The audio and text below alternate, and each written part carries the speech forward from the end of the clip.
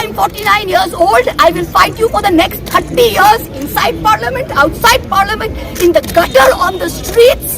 This committee and this report has broken every rule in the book. It is no evidence of any cash, of any gifts anywhere. It's how important Mr. Adani is to you and to what length you will go to harass a single woman MP. मेरी उम्र 49 साल की हो गई है।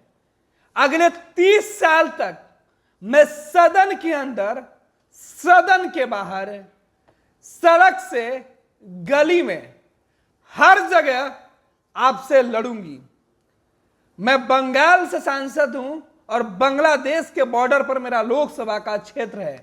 पहली बार चुन कर आई हूं, लेकिन मैंने जिस तरीके से सवाल उठाए हैं, चाहे वो अडानी के मामले पर हो या फिर देश के अंदर जो माइनॉरिटी समाज है उसको लेकर, ये तमाम चीजें भाजपा को चुभ गई है। नारी शक्ति की बात करते हैं, लेकिन नारी शक्ति के लिए क्या करते हैं वो भी देखिए। ममता बनर्जी के यह शेरनी जिस तेवर में संसद के बाहर खड़े होकर बीजेपी नरेंद्र मोदी और अमित शाह को चैलेंज कर रही थी, इसे सुनकर सदन के अंदर सन्नाटा पसर गया था। सदन में विपक्ष के वॉकआउट करने के बाद भी स्पीकर हाउस नहीं चला पाए। महुआ को निष्कासित करने के बाद सदन स्थगित करना पड़ा सोमवार तक के लिए। लेकिन इस बीच महुआ का तेवर कम नहीं पड़ा। टीएमसी सांसद अपने सहयोगियों के साथ बाहर आई। एथिक्स कमेटी के द्वारा पूछे गए सवालों से लेकर तमाम आरोपों पर एक बार फिर से मीडिया के सामने उन्होंने सफाई दी।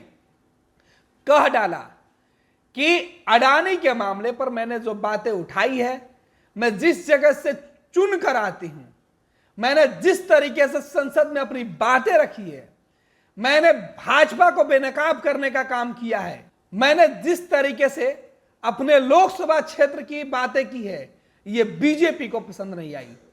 मेरे ऊपर एथिक्स कमेटी की कार्रवाई की बात होती है। उस वक्त क्या हुआ जब बीजेपी के सांसद ने एक मुस्लिम सांसद को, देश के अंदर इनकी संख्या बहुत ज्यादा है, लेकिन संसद के अंदर इनकी संख्या कितनी है वो भी देखिए। और उसके बाद बीजेपी सांसद जिस तरीके से अब शब्द, उन शब्दों का इस्तेमाल करते रहे जो कि संसदीय नहीं है, फिर भी उनके ऊपर कोई कार्रवाई तक नहीं हुई। बीजेपी ने चू तक नहीं कहा। लेकिन मेरे ऊपर जो कार्रवाई हुई है उससे मैं निराश नहीं हूं। मैं लड़ूंगी अगले 30 साल तक, और मैं एक एक बात का जवाब भी दूंगी। मैं अपने निष्कासन से, मैं संसद से निकाले जाने से खामोश नहीं हो जाऊंगी। मैं कल भी लड़ती थी अपने लोगों के लिए, कल भी लड़ूंगी अपने लोगों के लिए। और ये लोग समाज के पिछड़े हुए लोग हैं और बीजेपी के शोषित किए हुए लोग हैं। देश में जहां करप्शन होगा, देश में जहां उन तमाम लोगों की बातें पहुंचानी होगी, सिस्टम से सवाल पूछना होगा, मैं पीछे नहीं हटूंगी। उन तमाम मुद्दों पर बात करूंगी जिसकी जरूरत सदन से लेकर सड़क तक होगी। महुआ मोइत्रा ने सीधे तौर पे यह बता दिया कि किसी भी सूरत में वो पीछे नहीं हटेंगी।